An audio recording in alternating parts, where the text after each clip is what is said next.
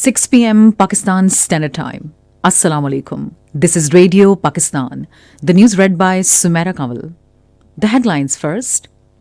President says sacrifices rendered by security personnel to purge country of the menace of terrorism will not go in vain. Minister for National Health Services says the government is committed to eradicate polio from the country. National Disaster Management Authority has expressed confidence in country's anti-COVID strategies and national preparedness regime.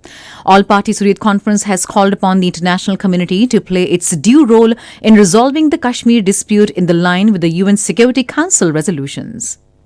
International Monetary Fund has warned that year 2023 will be tougher than the last year for global economy. On the first day of second cricket test against Pakistan in Karachi, New Zealand, in their first innings were 309 for 6 at stumps this evening. And now the news in details. President Dr. Arif Alvi has said that the sacrifices rendered by the security personnel to purge the country of the menace of terrorism will not go in vain. He made the remarks during his telephonic conversation with the bereaved families of the security personnel martyred in recent acts of terrorism in the country. The president paid glowing tributes to the valiance of martyrs and condoled with the bereaved families. President Dr. Arif Alvi was also appreciative of the spirit of the bereaved families, who stated that they and their sons and brothers are also ready to render lives for the sake of the country.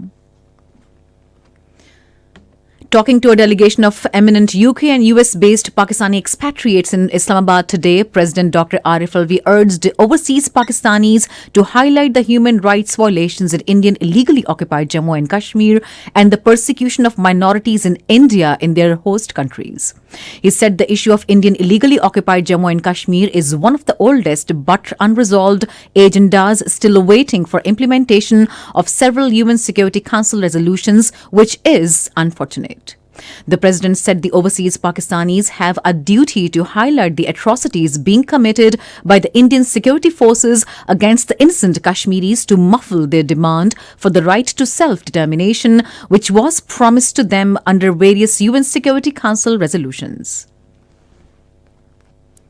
Minister for National Health Services and Regulations Abdul Qadir Patel says eradication of polio from Pakistan is government's priority and we are committed to facilitate polio workers to achieve this goal. Addressing a ceremony of polio workers in Islamabad this afternoon, he said several targeted and general anti-polio campaigns were launched recently. He expressed the hope that the nation will see a positive impact of these polio eradication campaigns. Commending sacrifices of polio workers, Abdul Qadir Patel said, "These people are our heroes who laid down their lives in the line of duty to make Pakistan a polio-free country." He said a memorial wall will be built at an appropriate place in Islamabad to pay homage to the martyred polio workers. Chairman National Disaster Management Authority Lieutenant General Inam Haider Malik has expressed confidence in country's anti-COVID strategies and national preparedness regime. He said this during a meeting to review COVID-19 situation and surveillance mechanisms at airports in the wake of the threat posed by the new BF7 Omicron variant. It was briefed that rapid antigen tests and polymerase chains reaction tests of inbound passengers had been conducted at all airports of the country as per policy in vogue. Officials of National Institute of Health told the meeting that vaccination and screening tests of pedestrians are being executed at Torkham border on daily basis.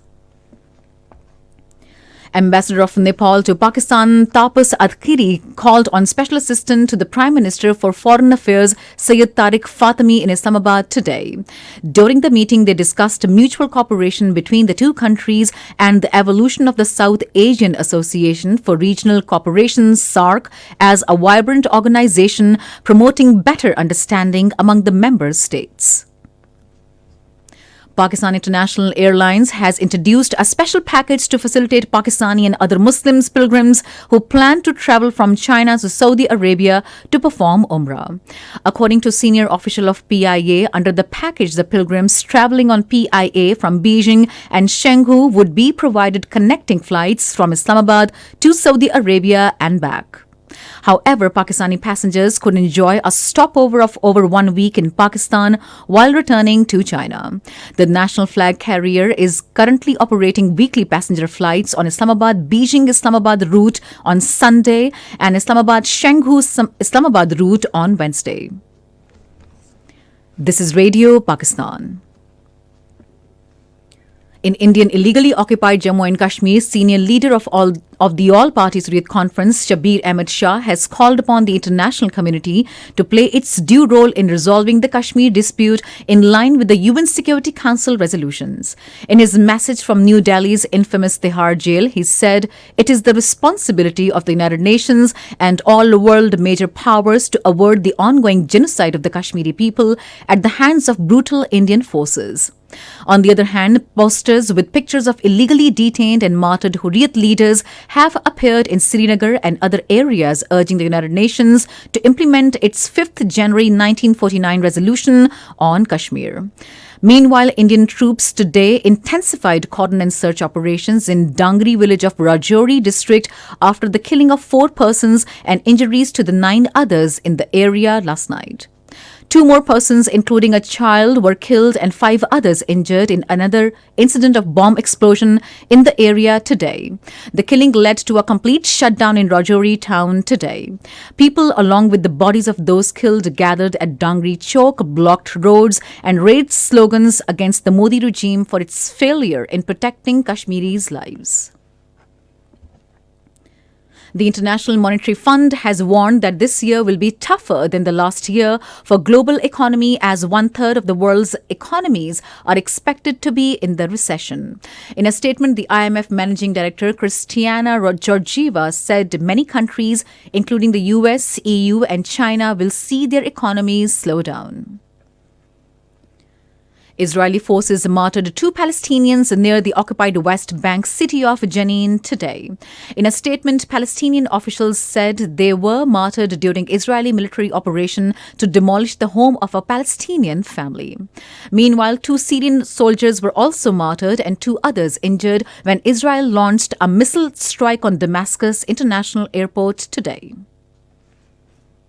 In Mexico, at least 14 people have been killed in an armed attack at a prison in city Juarez. According to Mexican prison authorities, 24 inmates also escaped from a prison after the attack.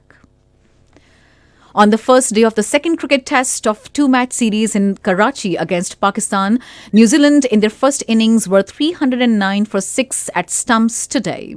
Tom Blundell with 30 and Ish Sodhi with 11 runs were at the crease. Earlier, New Zealand won the toss and elected to bat. The first test match ended in a draw in Karachi. And finally, the weather report. Cold and dry weather is expected in most parts of the country, while very cold in upper parts and North Balochistan during the next 12 hours. Dense fog is likely to occur in plain areas of Punjab, Khyber Pakhtunkhwa and Upper Sindh.